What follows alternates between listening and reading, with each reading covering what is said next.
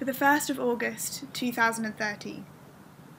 Dear Ellie, how little you know of what is to come. The next 365 days will be the best and the worst year of your life.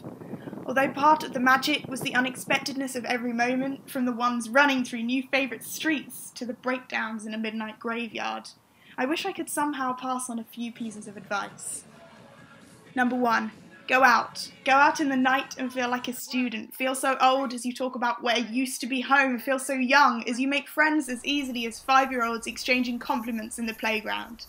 Go out early in the morning and watch the beauty of this new city. Watch the drunken lovers and the rushing clouds and begin to believe in the myth of love at first sight. Number 2. Call your parents. First, you will do this because the only way to fall asleep is to the sound of your mum's voice, a lullaby heartbreakingly reminiscent of baby and crib. But time will pass until one day, whilst walking across a painting-perfect frozen river, the conversation will turn as cold as the air, as you and parents both realise that you just referred to the wrong place as home. Number 3. Say yes to the grime and sweat and joy and humiliation of the dreaded or lauded club night, to invitations to explore, to find out that where you are is the very start of the most beautiful, complex, treacherous road, to casual suggestions from future best friends to pick up some bread and milk, to boys who offer you everything and deliver on nothing and leave you empty and crying into toilet bowls, to singing and dancing and drinking and staying awake long enough to walk to the highest point you can find and watch the sunrise over your new hometown, to working round my room or at Starbucks or in the shower at 5 a.m. when the only sound is the whir of the fan and the beating of your heart Morse coding 3 hours left, 3 hours left. Number 4. Ignore the idea that university is a place to start again. Think not of a recreation, a renaissance. Remember that the people here know nothing, not the lies you used to tell to survive. With them, share the you that used to be hidden. When they ask, tell them about the nights before you got where you are now, the nights of drinking alone and lying face down on your bedroom floor and feeling like the weight of loneliness was enough to crush you through the carpet, through the foundations of your home, down, down, down into a chasm. When they ask, tell them about the girl from 2 years before, tell them how you still flinch at the sound of her name, tell them how you always wanted to kiss her.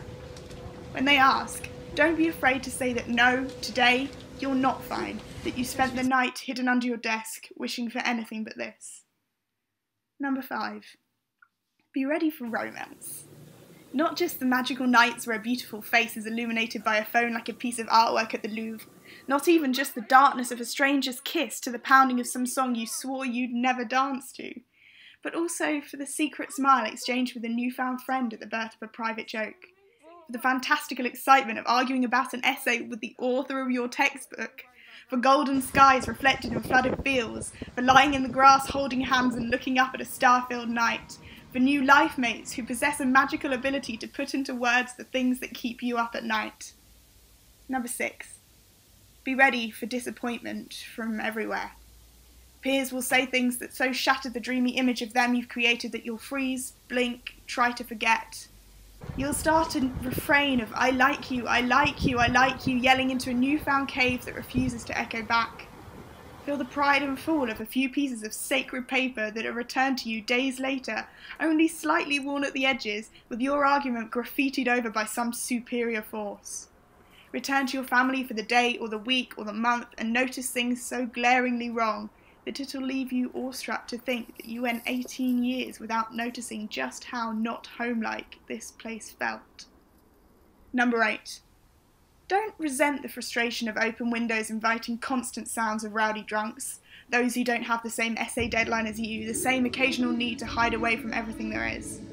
When you leave, and you're back in your childhood bedroom with only the occasional sound of passing cars resonating like waves on a tame shore, you'll miss the shouts of life that used to be your lullaby. Number 7. When you're at those forced meetings with relatives and they say to you, you've changed, don't reject it, don't feel ashamed.